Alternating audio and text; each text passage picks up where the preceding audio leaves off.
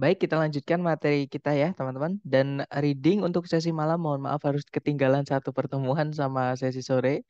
Karena kemarin kita rencana mau ganti kelas, malah ada kendala mati lampu, teman-teman, di Pare. Baik, kita lanjutkan reading kita. Jadi di reading nanti teman-teman dikasih waktu 55 menit ya untuk mengerjakan 50 pertanyaan. Nah, tipsnya sebenarnya cuma satu, teman-teman jangan membaca teksnya dulu, tapi kenali dulu soalnya. Jadi teman-teman baca soalnya, baru nanti kita akan tahu apa yang harus dilakukan dengan teksnya.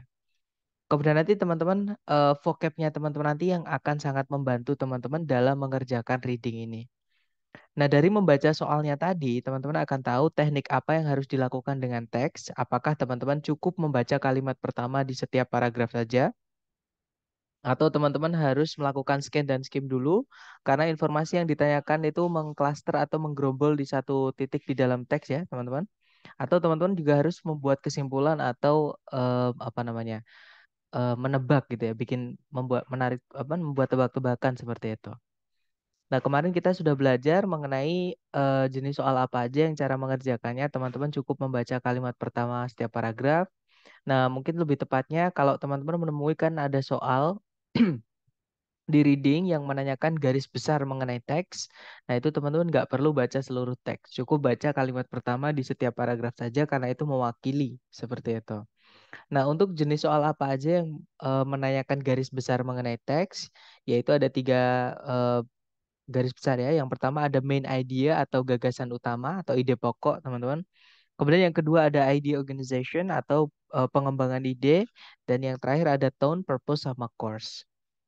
Nah, kemudian hari ini kita akan belajar mengenai teknik yang kedua untuk pengerjaan reading, namanya adalah scan dan skim. Ya, scan dan skim ini maksudnya adalah membaca cepat, teman-teman. Atau menemukan dengan cepat seperti itu.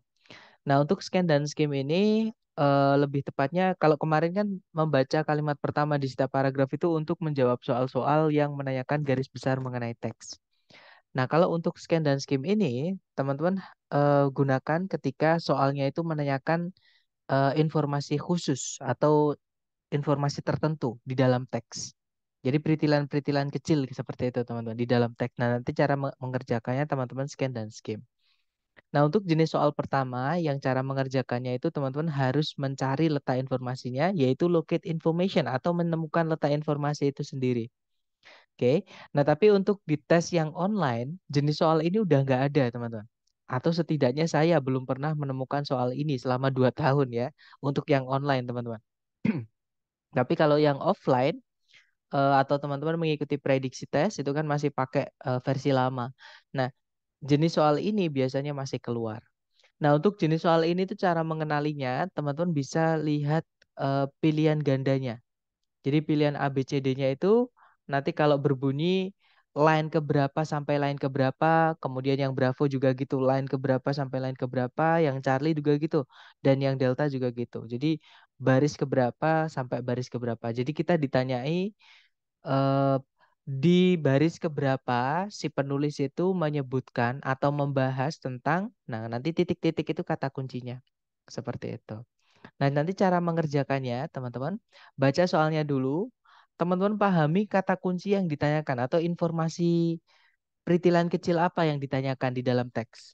Kalau teman-teman sudah ketemukan yang ditanyakan apa, lakukan scan dan skim atau membaca cepat ya, sampai menemukan informasi yang ditanyakan atau yang maknanya sama. Kemudian teman-teman baca kalimatnya, seperti kalau sudah ketemu ya. Nanti kalau sudah ketemu itu tinggal dihitung, itu masuk ke baris berapa dari atas ya, teman-teman, seperti itu. Nah, untuk contoh soalnya kurang lebih seperti ini. Di situ soalnya berbunyi, di manakah di dalam teks penulis itu membahas komposisi dari meteor. Nah, kita baca, kata kunci teman-teman di soal adalah komposisi dari meteor ya. Kita baca dari awal, meteor crater, a great crater approximately 40 miles east of Flagstaff, Arizona, is generally thought by scientists to have formed as a result of the impact of a 60,000 ton meteor about 50,000 years ago. Nah, tadi kalau diartikan meteor crater, sebuah kawah besar kira-kira 40 mil timurnya Flagstaff, Arizona, diperkirakan oleh para ilmuwan telah terbentuk sebagai akibat dari tabrakan dari sebuah meteor yang memiliki berat 60.000 ton, sekitar 50 ribu tahun yang lalu. Nah, belum ada keterangan dari apa meteor dibuat ya, teman-teman. Komposisinya belum ada. Kita lanjutkan. Meteor yang terbuat dari nikel dan besi. Nah, di sini teman-teman menemukan komposisi dari meteor itu letaknya di sini. Kita hitung, teman-teman. Satu, dua, tiga, empat. Nah, berarti letaknya di line keempat atau baris keempat. Oke, nah berarti jawabannya adalah yang Bravo. Lines 4, lines 4 to 5, seperti itu. Nah, dari contoh ini mungkin ada yang ingin ditanyakan dulu dari teman-teman, silahkan. Belum ada ya, teman-teman? Oke, kalau nggak ada pertanyaan, atau nanti kalau teman-teman ada pertanyaan, boleh langsung unmute aja, oke? Sekarang kita coba ke latihan soal buat teman-teman. Dicoba dulu, jangan takut salah. Di sini ada dua soal, berarti teman-teman punya waktu 2 menit ya. Silahkan dicoba dulu. 2 menit dimulai dari sekarang. Silahkan teman-teman.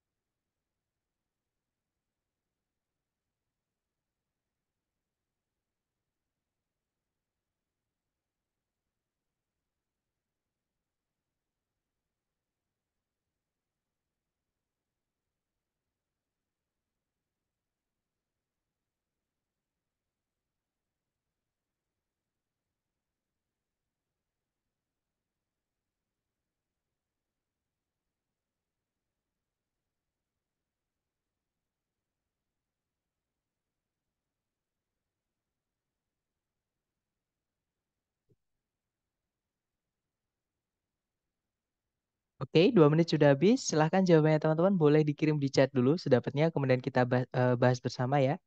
Baik, ada jawaban Bravo Delta. Oke, kita cek. Di situ nomor satu pertanyaannya adalah, di manakah di teks penulis itu menyebutkan nama atau menamai gitu ya, bayi berang-berang. Nah, di situ kalau kita scan dan skim, bayi berang-berang itu disebutkan di line kedua, teman-teman, dan namanya di situ juga disebutkan di line kedua. Jadi memang dalam bahasa Inggris, nama anak binatang itu ada sendiri ya, teman-teman. Misalnya anak kucing itu kitten, anaknya ayam itu chick, anaknya em, singa misalnya itu adalah cub. Nah, di sini anaknya berang-berang itu namanya adalah kids. Nah, berarti letaknya di line kedua, artinya nomor satu jawabannya Bravo ya, teman-teman. Oke, nice. Kemudian nomor 4, di manakah di dalam teks penulis itu menyatakan alasan kenapa bayi berang-berang harus meninggalkan rumah orang tuanya. Nah, itu kalau kita scan dan skim, teman-teman, alasannya itu disebutkan di line ke... Nah, di sini, di line ke ini, 5, teman-teman. Mulainya tapi di line keempat ya, di situ disebutkan di musim semi dari tahun kedua mereka, mereka itu dipaksa keluar meninggalkan kelompok keluarganya untuk memberikan ruangan baru bagi bayi berang-berang yang baru. Nah, berarti mereka keluar rumah atau pergi dari rumah itu karena ngalah sama adik-adiknya yang baru lahir gitu ya. Jadi karena apa nggak ada tempat, nah mereka harus nyari tempat lain seperti itu yang udah 2 tahun tadi. Oke, berarti jawabannya line 4 dan 5 jadi delta. Oke. Lanjut lagi ke nomor berikutnya. Di sini ada satu soal, artinya teman-teman cuma punya waktu 1 menit. Dicoba dulu waktunya 1 menit, dimulai dari sekarang. Silahkan.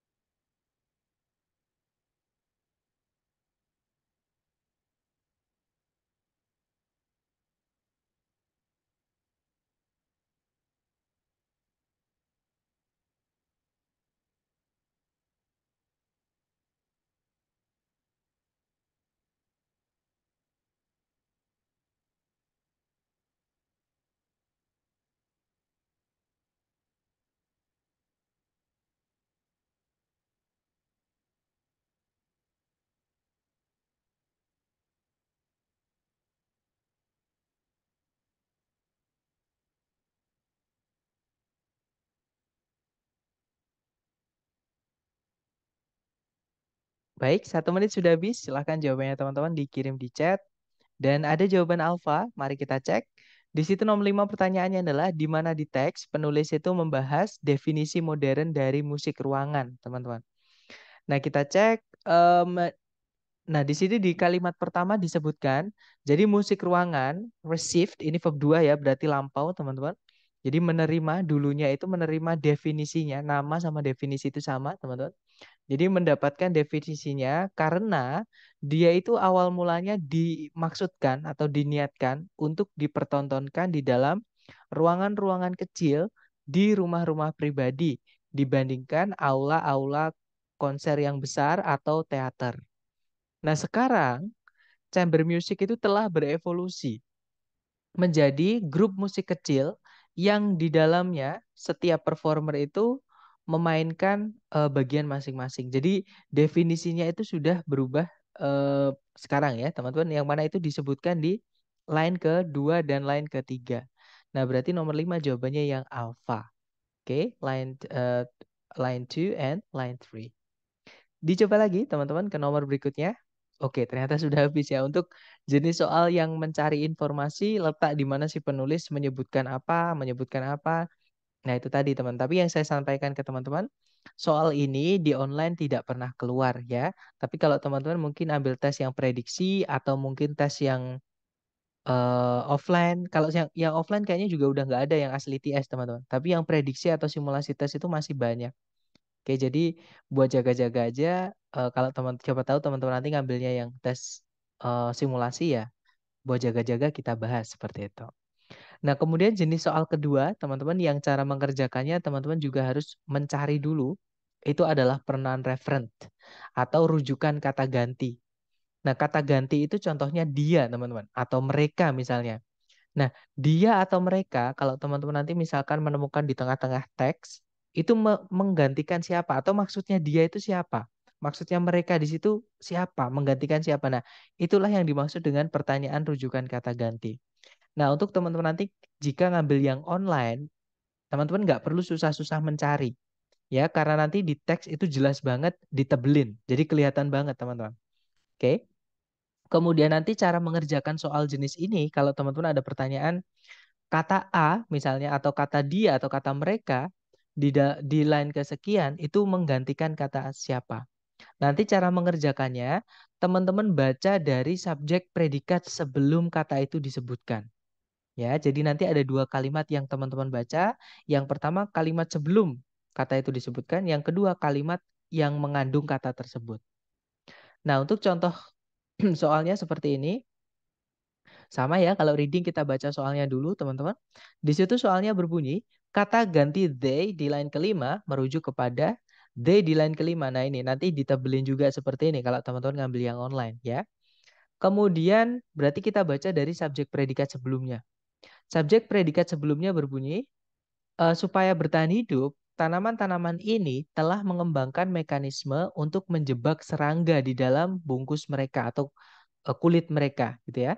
Mereka memiliki cairan pencernaan untuk mendapatkan nitrogen yang diperlukan dari para serangga tersebut. Nah, berarti they di sini yang memiliki cairan pencernaan di sini itu yang menjebak serangga tadi. Oke, berarti yaitu these plants. Artinya jawabannya adalah yang Bravo. Seperti itu. Nah, mungkin ada pertanyaan dulu dari teman-teman, silahkan.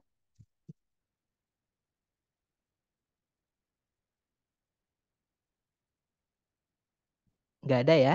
Baik, kita lanjut ke latihan soal, teman-teman. Dicoba dulu, jangan takut salah. Waktunya 1 menit, dimulai dari sekarang, silahkan.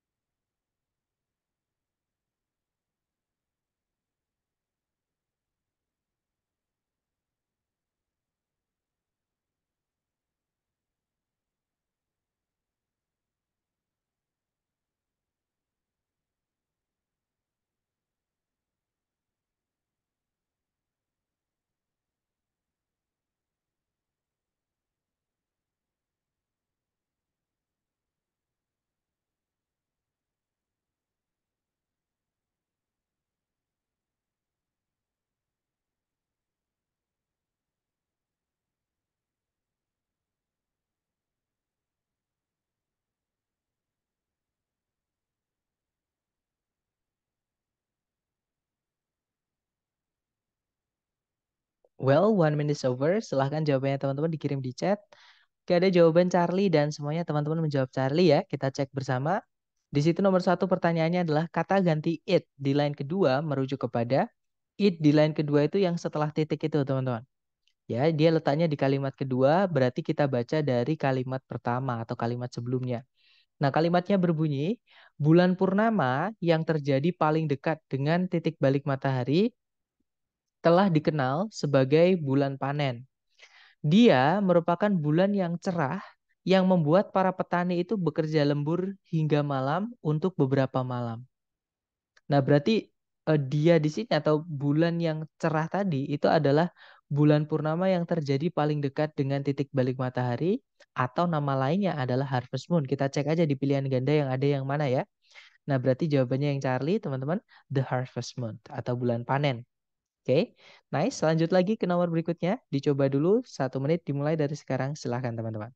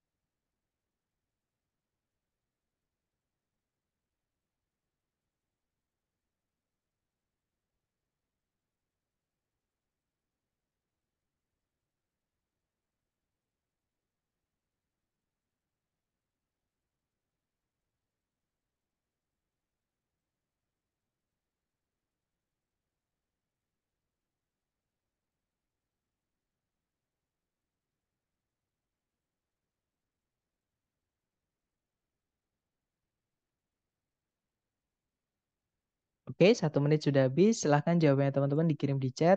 Oke, ada jawaban alfa, alfa, dan saya lihat semuanya menjawab alfa. Kita cek bersama teman-teman.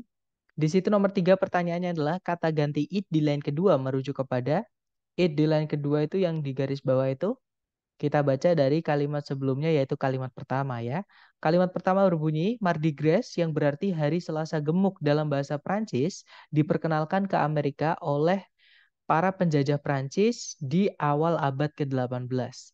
Nah, sejak saat itu dia telah tumbuh menjadi populer khususnya di New Orleans dan saat ini dia bahkan menjadi hari libur resmi di beberapa negara bagian selatan. Nah, berarti yang diomongin di sini dia di sini itu adalah Mardi Gras tadi ya, teman-teman. Berarti jawabannya yang alpha. Right. Next. Nah, itu tadi adalah jenis soal kedua yang cara mengerjakannya scan dan skim. Dan itu pasti keluar, teman-teman. Di soal online itu pasti keluar. Karena sering saya menemukan jenis soal itu di reading. Oke, sekarang ke jenis soal ketiga yang cara mengerjakannya apa namanya dengan scan dan skim, yaitu state detail. Nah, state detail ini sendiri artinya adalah informasi yang tertulis di dalam teks. Jadi jawabannya ada di dalam teks, teman-teman. Jadi yang satu nanti benar, yang tiga itu entah dia salah, entah dia ditambahin, entah dia dikurangi seperti itu. Oke. Nah, nanti soalnya biasanya berbunyi, it is stated in the passage that, dinyatakan di dalam teks bahwa, kalau nggak gitu, the passage indicates that, teks menyatakan bahwa, atau kalau nggak gitu, according to the passage, berdasarkan teks, kalau nggak gitu, which of the following is true about, nah yang manakah di antara ABCD berikut ini benar mengenai, nah nanti setelahnya ada kata kuncinya semua itu ya. Nanti cara menjawabnya, teman-teman temukan kata kunci yang ditanyakan di dalam soal. Kalau sudah ketemu kata kuncinya apa, teman-teman scan dan skim di teks sampai menemukan kata kunci tersebut. Kemudian baca kalimatnya, kemudian cocokkan dengan pilihan A, B, C, D. Nah, untuk contoh soalnya kurang lebih seperti ini, teman-teman. Di situ soalnya berbunyi, teks menyatakan kalau Jamestown, nah kata kunci teman-teman adalah kata Jamestown, yang mana itu kalau kita scan dan skim munculnya di line keempat. Ya, tapi dia masuk ke dalam kalimat pertama. Nah, kita baca kalimatnya. Williamsburg merupakan sebuah kota bersejarah di Virginia yang yang dulu didirikan oleh para penjajah Inggris di tahun 1633. Nah, 26 tahun setelah penjajahan Inggris permanen pertama di Amerika itu dilakukan atau didirikan di Jamestown. Nah, berarti Jamestown ini adalah tempat penjajahan Amerika pertama di Amerika. Tempat penjajahan Inggris pertama di Amerika, teman-teman. Oke, kita cek yang alfa didirikan di tahun 1633. Nah, yang didirikan di tahun 1633 tadi bukan Jamestown-nya ya, tapi Williamsburg-nya, teman-teman. Berarti alfa bukan. Kalau yang Bravo didirikan 26 tahun setelah Williamsburg. Nah, ini kebalik. Di situ dijelaskan kalau Williamsburg yang didirikan di tahun 1633 itu merupakan 26 setelahnya, 26 tahun setelahnya Jamestown itu didirikan di Amerika.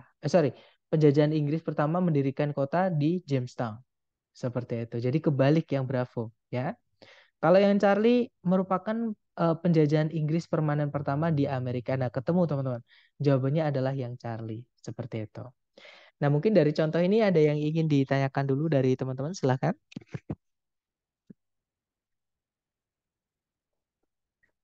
Saya tidak menemukan soal seperti ini sebelumnya. Kalau saya ini, Miss, sebentar. Ini mungkin saya sharing sedikit ya, teman-teman. Tapi saya sebentar. Oke. Nah, di sini ada dua soal mengenai soal apa? State detail. Dicoba dulu, jangan takut salah. Waktunya berarti 2 menit. Dimulai dari sekarang. Silahkan, teman-teman.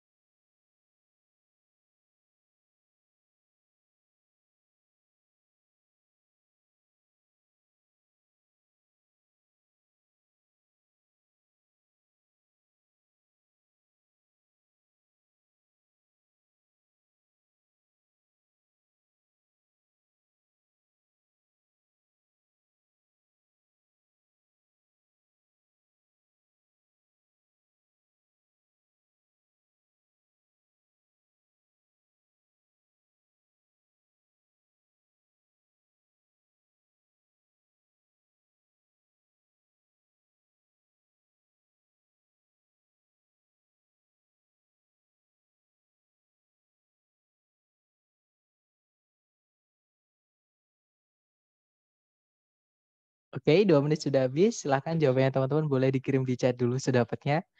Oke, ada jawaban Charlie Bravo dan Charlie Alpha. Oke, kita cek bersama. Di situ nomor 1 pertanyaannya adalah, berdasarkan teks, apa yang terjadi selama zaman es? Nah, kata kunci teman-teman adalah yang terjadi selama zaman es. Oke, kita cek ya. Di situ zaman es disebutkan di kalimat pertama, teman-teman. Kalimatnya berbunyi, zaman es, periode-periode ketika es menutupi area yang luas dari bumi, diketahui telah terjadi setidaknya 6 kali. Nah, berarti kalau ada pertanyaan zaman es, apa yang terjadi selama zaman es atau kenapa kok dinamai zaman es? Ya alasannya itu tadi. Karena di periode tersebut es itu menutupi area yang luas dari permukaan bumi. Nah, berarti jawabannya Charlie ya, teman-teman, jelas sekali. Ice covers a large portion of the Earth's surface. Es menutupi area yang luas dari permukaan bumi. Kalau yang alfa, struktur batuan dikenali oleh para ahli geologi. Nah, para ahli geologi itu mengenali struktur batuan pada zaman es itu setelah zaman es sudah nggak ada. Jadi dikenali sama para ahli geologi, oh dulu tuh ada zaman es seperti itu. Nah, berarti bukan jawabannya karena pertanyaan tadi adalah yang terjadi selama zaman es. Oke, berarti alfa bukan. Kalau yang bravo, bukti-bukti adanya benda asing itu ditemukan. Sama, yang menemukan benda asing yang meneliti zaman es itu adalah geologis ya. Yang mana mereka itu menelitinya setelah zaman es sudah selesai. Sekarang ini baru diteliti kalau dulu ternyata ada zaman es seperti itu. Berarti bravo bukan karena yang ditanyakan apa yang terjadi selama zaman es. Kalau yang delta, es mencair 6 kali baru disebut dengan zaman es. Bukan ya teman-teman. 6 kali tadi disebutkan itu hanya untuk menunjukkan berapa kali sih zaman es itu kira-kira terjadi atau pernah terjadi. Seperti itu. Oke, berarti jawabannya Charlie. Nomor 2, teks menyebutkan ada berapa metode-metode berbeda untuk mengenali zaman es di masa lalu. Nah, kita cek di situ kalimat nomor di kalimat kedua ya. Di situ disebutkan zaman es di masa lampau itu dapat dikenali dari struktur batuan yang menunjukkan bukti adanya benda-benda asing yang terkumpul oleh dinding es yang bergerak atau sungai es yang mencair. Nah, berarti satu ketemu teman-teman yaitu dari rock strata atau struktur batuan. Nah, tapi pertanyaan tadi ada how many, ada berapa. Kita pastikan dulu kalimat setelahnya apakah masih ngomongin itu atau sudah beda.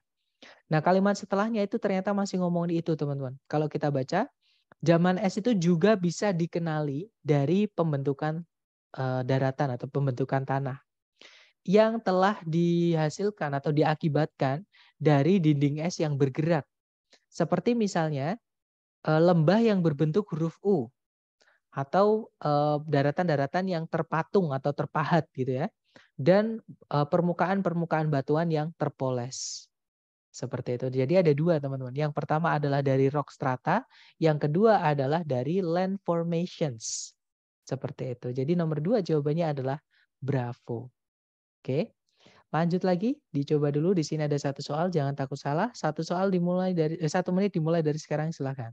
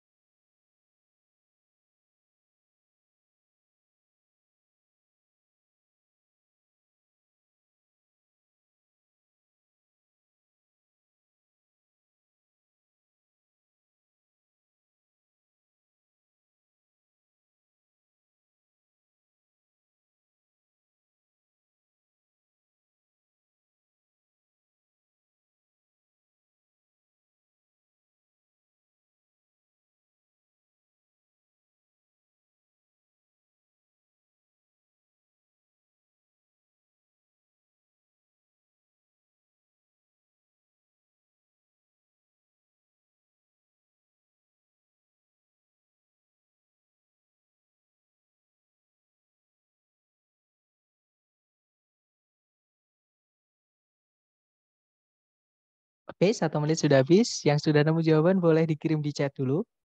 Baik, ada jawaban bravo, bravo, dan semuanya menjawab bravo. Kita cek. Di situ nomor 9 pertanyaannya adalah, berdasarkan teks, Golden of Railroads. Nah, kata kunci teman-teman adalah Golden Age of Railroads yang mana itu dibahas di kalimat pertama. Kalimat pertama berbunyi, the golden age of railroads refers to the period from the end of the Civil War to the beginning of World War I, when railroads flourished and in fact maintained a near monopoly in mass transportation in the United States. Nah, kalau diartikan Golden Age of Railroads merujuk pada periode dari akhir Perang Saudara atau Perang Sipil hingga awal mula Perang Dunia I, di mana rel kereta api pertama kali muncul gitu ya, dan faktanya hampir menguasai hampir menguasai pasar transportasi massa di Amerika Serikat.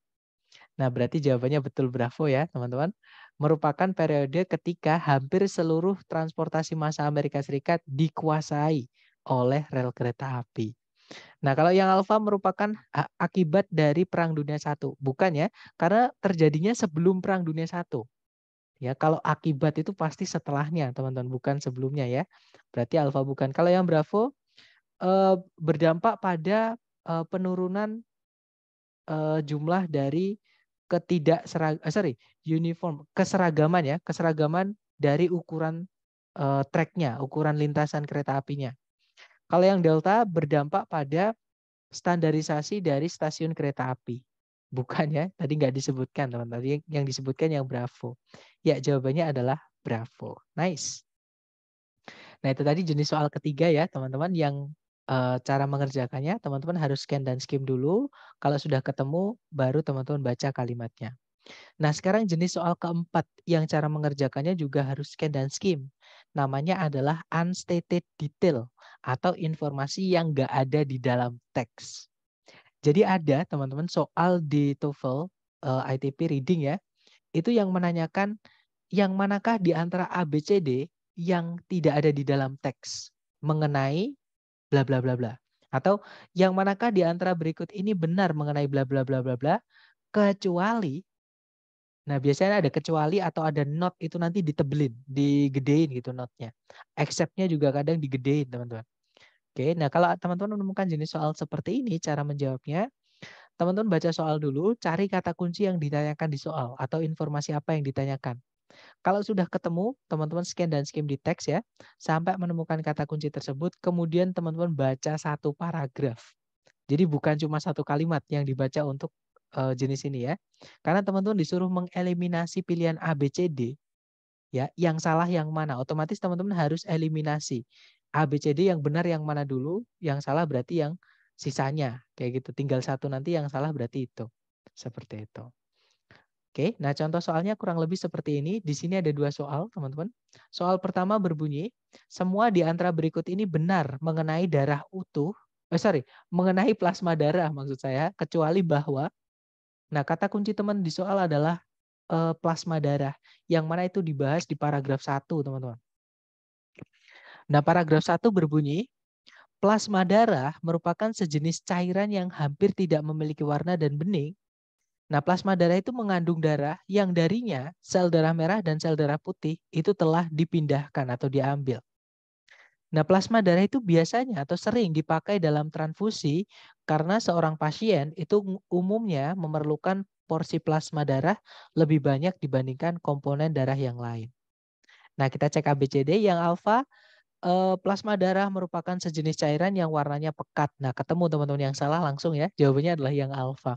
Karena jelas-jelas tadi disebutkan kalau plasma darah itu warnanya hampir bening. Hampir tidak memiliki warna dan bening. Oke, berarti yang salah mengenai plasma darah ya sudah yang alfa, seperti itu. Kalau yang bravo, sel-sel darah itu telah dikeluarkan, sudah diambil darinya. Tadi ada ya, jadi it consists of blood from which the red and white blood cells have been removed. Jadi sel darah merah sama sel darah putihnya itu sudah diambil. Jadi tinggal plasmanya aja. Bravo bukan? Kalau yang Charlie, patients are often transfused with it. Jadi pasien itu sering ditransfusi menggunakan itu. Tadi juga ada di kalimat ketiga. It is often used in transfusions. Kemudian yang delta, it is generally more important to the patient than any other parts of whole blood. Jadi umumnya lebih penting bagi pasien dibandingkan bagian darah yang lain. Nah, tadi juga ada, because a patient generally needs the plasma portion of the blood more than the other components. Jadi Karena seorang pasien itu umumnya memerlukan plasma lebih banyak dibandingkan komponen darah yang lain. Jadi yang salah yang alfa, teman-teman. Jadi jawaban itu yang alfa. Seperti itu. Kemudian nomor 2, yang manakah di antara berikut ini yang tidak, dan nanti notnya digedein seperti ini, yang tidak dinyatakan atau ditulis mengenai darah utuh. Nah ini kata kuncinya udah beda ya. Kalau tadi plasma darah, sekarang darah utuh itu dibahas di paragraf kedua, teman-teman. Paragrafnya berbunyi, plasma itu berbeda dalam beberapa hal penting dari darah utuh. Pertama, plasma itu bisa dicampurkan ke semua pendonor dan tidak harus dari golongan darah tertentu. Sedangkan darah utuh demikian. Kemudian sebagai tambahan, plasma itu bisa dikeringkan dan disimpan. Sedangkan darah utuh tidak bisa. Nah itu bedanya tadi ya, kita cek ABCD. Yang alpha, it is different from plasma. Ada ya tadi di kalimat pertama paragraf 2. Berarti alpha bukan, teman-teman. Kalau yang bravo, it cannot be dried. Darah utuh itu nggak boleh dikeringkan. Tadi juga ada di kalimat terakhir. Kalau yang Charlie, tidak mungkin untuk menyimpannya di dalam penyimpanan untuk waktu yang lama. Tadi juga ada di kalimat terakhir. Plasma can be dried and stored, while whole blood cannot. Maksudnya cannot be dried and stored. Oke, nah berarti nomor 2 yang salah mengenai darah utuh adalah yang delta ya, teman-teman. It is a clear colorless liquid. Dia merupakan sejenis cairan yang tidak memiliki warna dan bening. Nah, jelas-jelas tadi yang tidak memiliki warna dan bening itu bukan darah utuh ya, tapi plasma darah. Ya sudah, yang berarti yang di sini yang salah mengenai darah utuh adalah kalau dia itu warnanya bening dan tidak memiliki warna. Seperti itu. Nah, dari 2 contoh ini mungkin ada yang mau ditanyakan dulu dari teman-teman, silahkan.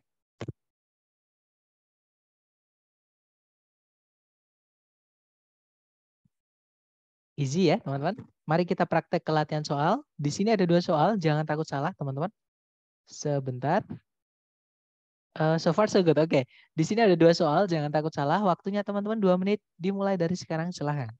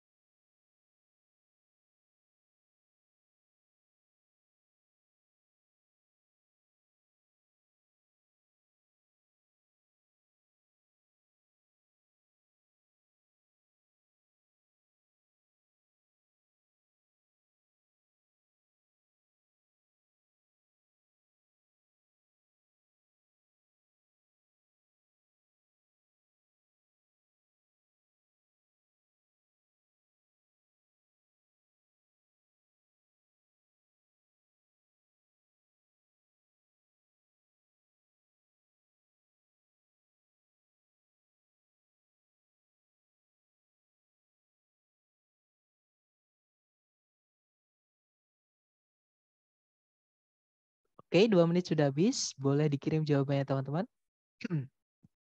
Baik, ada jawaban Bravo Delta, Bravo Delta. Oke, kita cek bersama, teman-teman. Di situ nomor 3 pertanyaannya adalah yang manakah di antara berikut ini yang tidak benar mengenai Nelly Bly? Kata kunci teman-teman adalah Nelly Bly. Itu disebutkan di paragraf 1 ya, teman-teman. Kita baca paragraf 1. Elizabeth Cochrane Seaman merupakan seorang jurnalis Amerika pada awal abad ini yang menulis untuk surat kabar New York World di bawah nama pena Nelly Bly. Nah, nama pena itu maksudnya nama yang dia apa ya, kayak tanda tangan seperti itu, teman-teman. Jadi kalau dia nulis artikel itu yang ditulis by-nya itu bukan by dia, bukan namanya asli tapi pakai nama by Nelly Bly seperti itu. Padahal itu harusnya Elizabeth Cochrane Simon ya. Kayak nama samaran seperti itu. Nah, sebuah nama yang diambil dari lagunya Stephen Foster judulnya Nelly Bly. Nah, dia itu mendapatkan ketenaran atas pendekatan-pendekatannya dan khususnya atas caranya dia mendapatkan cerita yang penuh petualangan dan berani. Nah, itu tadi kita cek ABCD yang alfa. Nama asli Renny Bly adalah Elizabeth Cochrane Simon. Tadi ada ya, teman-teman, berarti bukan itu jawabannya. Kalau yang Bravo, Nelly Bly itu sakit jiwa. Nah, ketemu yang salah adalah yang Bravo. Tidak ada yang menyatakan kalau Nelly Bly itu sakit jiwa ya. Nah, kemudian nomor 4, yang mana di antara ABCD berikut ini yang tidak disebutkan sebagai sesuatu yang Nelly Bly lakukan untuk mendapatkan cerita yang bagus. Nah, caranya dia mendapatkan cerita itu dijabarkan di paragraf terakhir. Paragrafnya berbunyi, Nelly Bly itu merasa kalau cara terbaik dia untuk mendapatkan cerita sebenarnya itu dari dalam, bukan sebagai observer dari luar yang bisa saja diberikan versi kenyataan yang sudah dipercantik atau dibumbu-bumbui. Di satu kesempatan, Nelly Bly itu pura-pura menjadi penjahat atau pencuri, sehingga dia ditangkap sama polisi dan menyaksikan sendiri bagaimana tahanan-tahanan wanita itu diperlakukan. Di kesempatan yang lain, dia itu memalsukan penyakit jiwa. Maksudnya dia itu pura-pura punya penyakit jiwa gitu ya. Supaya dimasukkan ke rumah sakit jiwa untuk mendapatkan gambaran nyata mengenai perlakuan terhadap perlakuan terhadap pasien pengidap penyakit jiwa.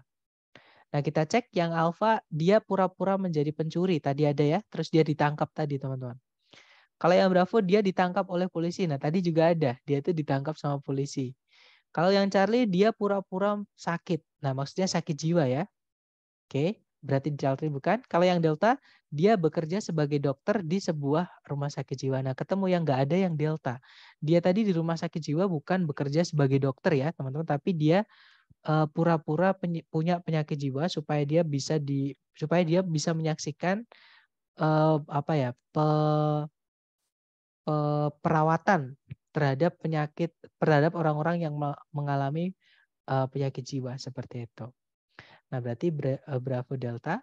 Kemudian ada pertanyaan untuk contoh jenis soal nomor 3, apakah memungkinkan informasi bisa ditemukan di paragraf yang lain juga atau hanya di paragraf satu saja. Nah, hati-hati teman-teman.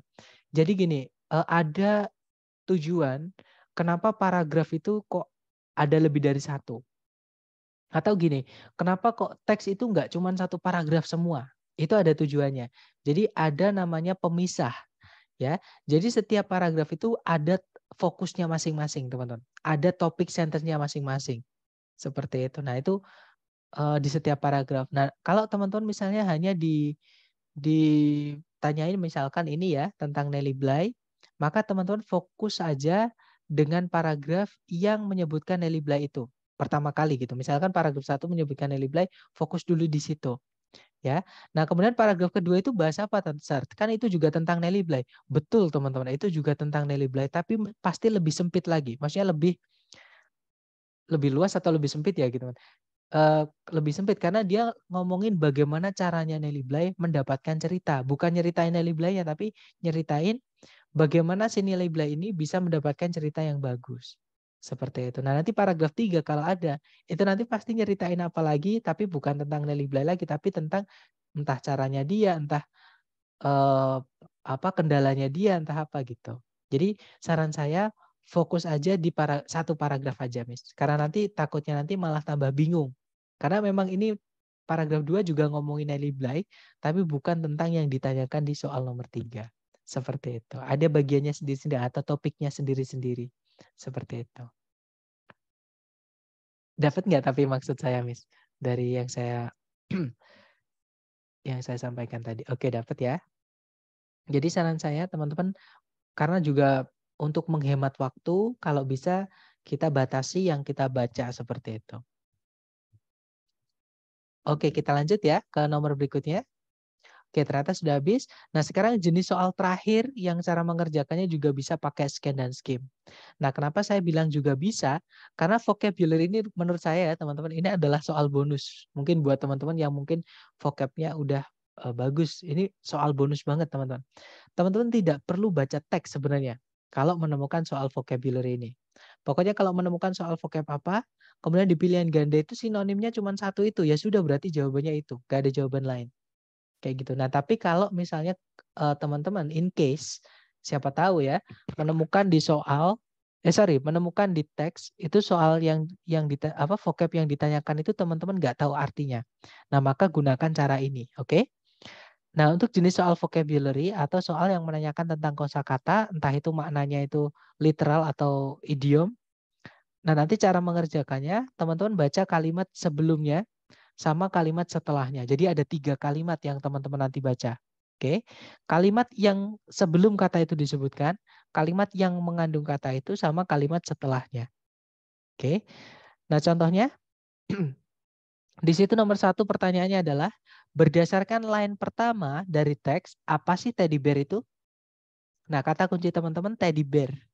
Nah, di situ disebutkan teddy bear merupakan sebuah mainan anak-anak. Nah, ini karena sebelumnya nggak ada kalimat sebelumnya, ya sudah kita baca kalimat itu ya, teman-teman. Teddy bear merupakan sebuah mainan anak-anak, sejenis mainan binatang, maksudnya mainan yang berbentuk binatang yang diisi dengan benda-benda lembut yang ditujukan untuk dipeluk. Nah, teddy bear meskipun demikian merupakan sebuah mainan dengan sejarah yang menarik di baliknya. Nah, intinya teddy bear itu mainan, teman-teman. Oke, kalau kita cek ABCD yang artinya mainan itu adalah yang delta. Oke, plaything. Kalau yang alpha, ferocious animal itu adalah binatang galak atau buas atau ganas. Nggak mungkin anak kita kasih mainan binatang ganas ya. Yang ada anak kita yang dibuat mainan seperti itu. Kalau yang Bravo, the President of the United States, masa presiden disuruh dimainin sama anak kan nggak enak, nggak sopan teman-teman. Yang Charlie, a famous hunter, pemburu yang terkenal juga sama.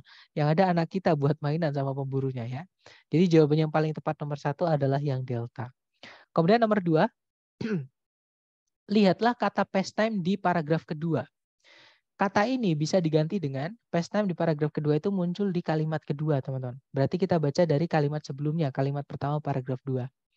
Nah, kalimatnya berbunyi, Theodore Roosevelt atau Teddy sebagaimana dia biasa dipanggil, merupakan Presiden Amerika Serikat sejak tahun 1901 hingga 1909. Nah, beliau itu merupakan seorang pria yang tidak biasa aktif, maksudnya sangat aktif, teman-teman. Dengan berbagai macam pastime-nya, tadi yang ditanyakan ya, dengan berbagai macam pastime. Yang salah satunya adalah berburu. Nah, suatu hari Pak Presiden itu diundang untuk mengikuti perburuan beruang. Nah, berarti ini ngomongin tentang Theodore Roosevelt atau namanya tadi Teddy itu ketika dia sudah menjadi presiden ya. Kalau salah satu pastime-nya itu adalah berburu. Oke, kita cek yang alpha past occurrences, kejadian di masa lalu, bukan teman-teman. Karena ini juga ngomongin pas dia jadi presiden ya, bukan sebelumnya. Kalau yang Bravo previous jobs, pekerjaan-pekerjaan sebelumnya itu juga bukan. Karena jelas-jelas ini udah ngomongin dia waktu jadi presiden. Kalau yang hunting trips itu perjalanan-perjalanan berburu.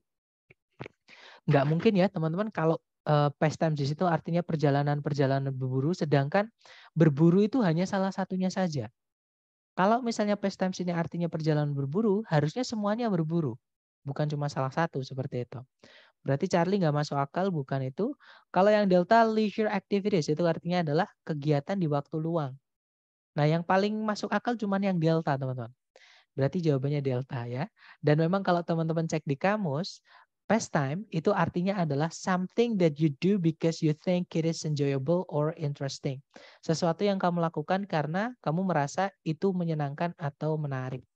Istilah lainnya adalah hobi atau sinonimnya hobi. Seperti itu.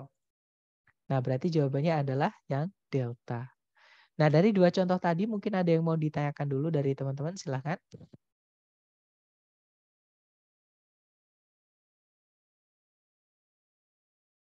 Nggak ada ya? Oh, sebentar. Oke, belum ya? Oke, lanjut ke latihan soal, teman-teman. Jangan takut salah. Di sini ada 2 soal, berarti waktunya teman-teman 2 menit. Dimulai dari sekarang, silahkan.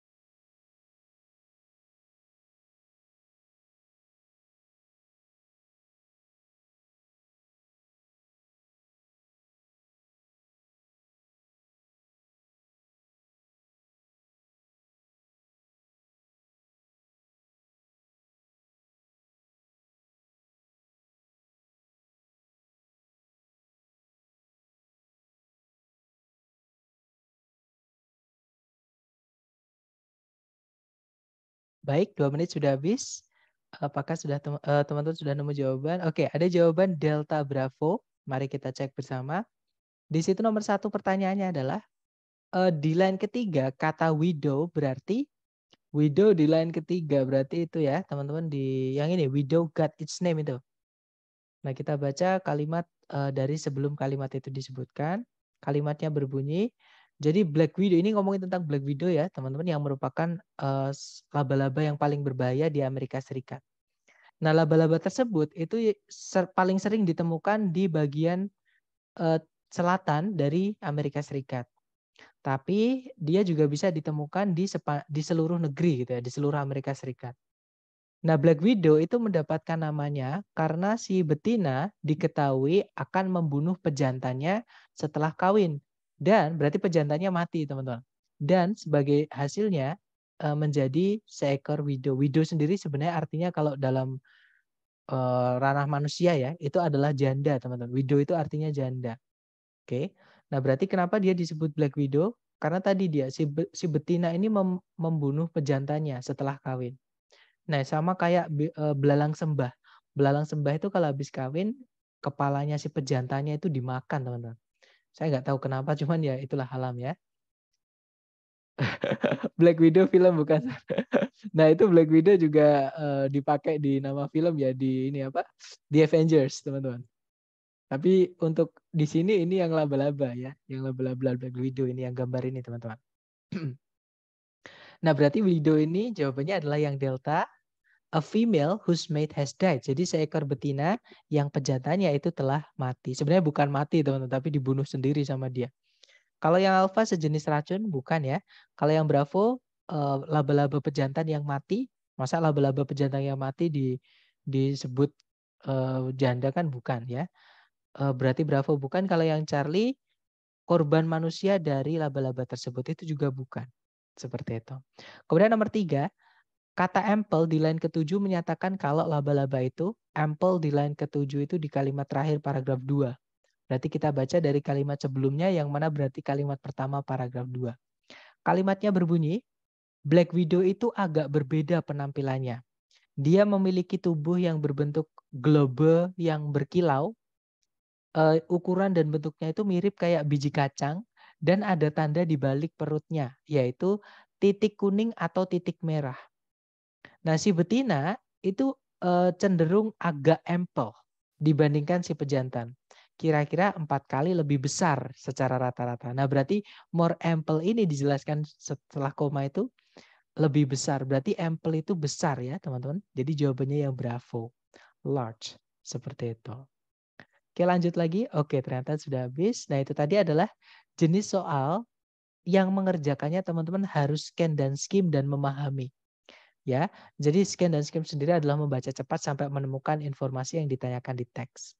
Nah, untuk jenis scan dan skim ini teman-teman pakai tekniknya untuk mengerjakan soal yang menanyakan tentang bukan garis besar mengenai teks. Jadi tentang peritilan-peritilan kecil yang ada di dalam teks seperti itu. Itu kalau saya gampang ingatnya gitu, teman-teman. Misalnya yang ditanyakan, oh ini tentang informasi spesifik, berarti cara ngerjakannya harus scan dan skim. Tapi kalau misalkan pertanyaannya mengenai seluruh teks misalnya, entah tone, entah suasana hati penulis di teks, entah tujuan penulisan teks tersebut, itu kan di luar informasi yang ada di dalam teks, teman-teman. Ya, mengenai keseluruhan teks itu. Nah, itu dibaca kalimat pertama di setiap paragraf aja. Seperti itu. Nah, untuk hari ini kita sampai sini dulu. Mungkin ada pertanyaan dulu, teman-teman, silahkan.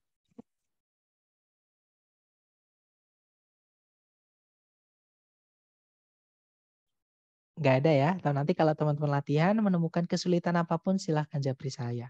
Oke, thank you so much for having me today guys. Untuk yang chapter terakhir besok ya teman-teman kita bahas. Jadi untuk sesi malam besok masih kita lanjut seperti itu. Baik, thank you so much for having me today guys. I'll see you again next time. The last I say, Assalamualaikum warahmatullahi wabarakatuh and good night everyone. Good night.